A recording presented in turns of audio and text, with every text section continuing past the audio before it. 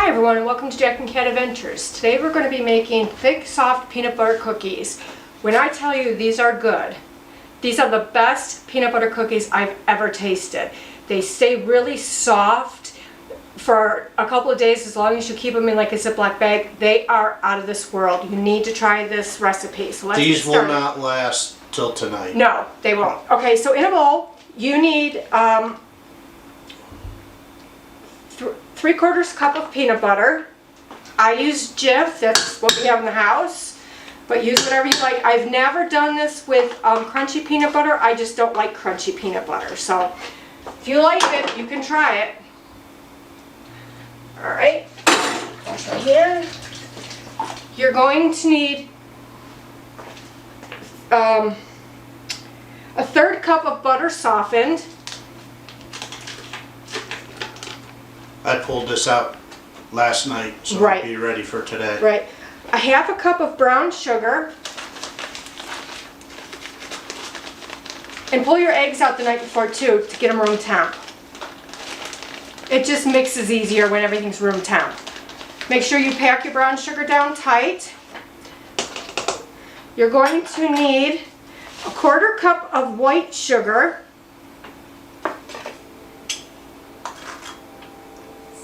And 2 tablespoons of white sugar.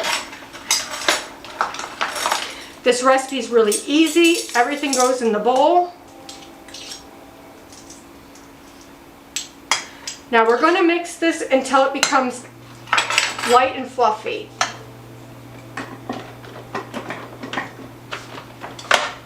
Just start out on low so don't go everywhere. Now in a bowl, you will need 1 1/4 cups of flour.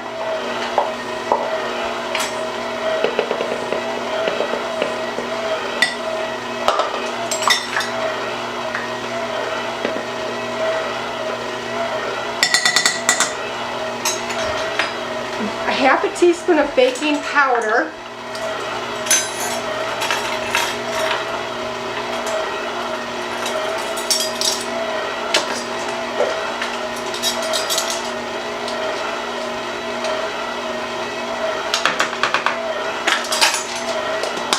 and a 1/2 teaspoon of salt. Do not measure your salt over your ingredients in case you go over. Okay? Now we're going to whisk that all together. I'm going to turn this up a little bit now.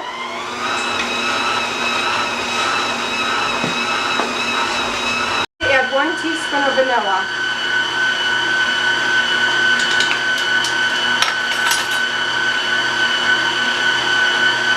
Once this becomes nice and creamy, we're going to add 1 egg. And like I always do, I do it in a bowl so we don't get any shells or in case the egg's bad. So I'm going to pour that in. We're going to make sure that this gets incorporated well.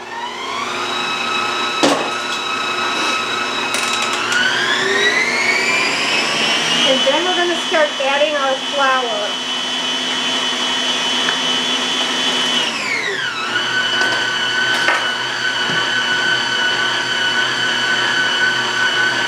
I'm going to turn it down just a little bit so I don't get it all over. Oh, what's wrong with the flour cloud?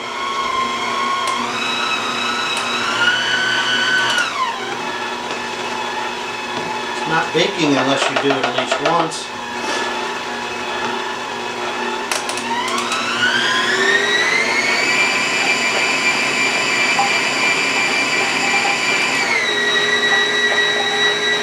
There you go. There's the flour cloud. At least you didn't have to wear that one. Right.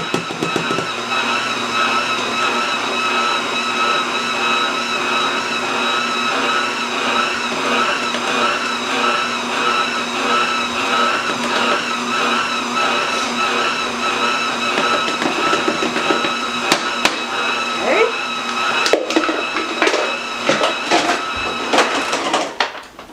And while you guys are watching, could you please go down and hit the subscribe button? It would really help us out. Also, if you're watching the videos, click the thumbs up. That helps the algorithm. And if you hit the subscription bell, you'll be notified every time we put out a new video, Which is is 3 times a Right. week. Yep. Tuesdays, Thursdays, and Saturdays. Yep. We would greatly appreciate that. Now you just want to mix this until everything's mixed together nicely.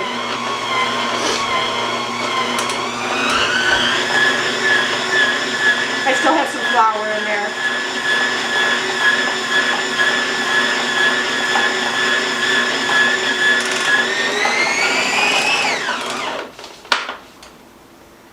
Okay, just grip down one more time.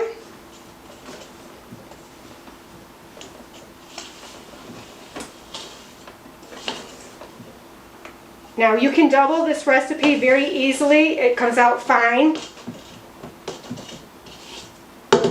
And while you're making it, you should probably double it because the cookies are not going to last. And then you're going to have to pull everything back out and do them again. See, we're just not telling Jake that we're making these. Right. You know. Jake is my son. And he loves these cookies. Alright, now we're done. I don't know if he loves them or not. He eats them too quick to taste them. Okay, now, time to make the cookies, guys. Alright, so get a pan. Either put parchment paper or one of these non-stick pads. I use them all the time. They're from Shape to Bake. Shape, letter 2, number 2, and Bake on eBay. And these, I have had them for over 20 years. You can bake on both sides, and you can cook and bake anything on them. I do my pork chops, I do everything on these. They don't get sticky like the silicone ones do. No, you wash them off with soap and water, rinse them and let them dry, and they're not sticky. Like the Silpads get really greasy and sticky. These do not. Alright, so let me... They'll last forever as long as somebody does not cut on them. Cut pizzas on them. Both my boys have cut pizzas on these, and they have all the excess through them. So I usually order two big packs of them when I do order. I need to order again. Alright, so you're going to take a 1-inch cookie scoop, and you're just going to roll the balls. Okay? They do spread just a little bit, so about 2 inches apart. Make sure your oven's preheated to 350 degrees. And we'll be back here in a few minutes. Alright, now we're going to make the crisscrosses. So let's try it without the flour. Just crisscross them. If they start to, your fork starts to stick, just dip your fork into a little bit of flour and it'll stop it from, see how that's sticking? I'm just going to do that, knock it off, and see how nice it works. You're going to put these in your oven for 8 minutes. You want them to look undercooked on the top. Don't overbake these. If you overbake them, they won't stay soft. And nobody likes crunchy peanut butter cookies. Or crispy peanut butter cookies. These kind of remind me of our cookies that we got in high school at our lunch hour. I used to buy 3 peanut butter cookies for 10 cents each. And that's all I ate for lunch every day. Gosh, that must have been a long time ago. It was about 4 years ago, I think. Oh. Alright, now we're going to put them in our oven for 8 minutes. Alright, so these just came out of the oven, and I just wanted to show you how they look. You don't want them to look dry. If they're dry, they're overdone. I did exactly 8 minutes. I did 4 minutes, turned my pan, and did another 4 minutes, okay? Also, the dough is crumbly, so when you roll the ball in your hands, it warms the dough up and makes the ball. Do not worry if the dough looks crumbly. It's fine. You didn't add too much flour or anything. It's fine. Just work with the dough. It works really easy. Alright? Alright, so here's our finished peanut butter cookies. Please like, share, comment, and subscribe. And remember, you do you. Here, and I'm going to break one open for you. That's how soft they are. They're just right. Don't waste it. Oh my God. If you try this, please comment down below how you liked them. And see you later. Thanks. Bye.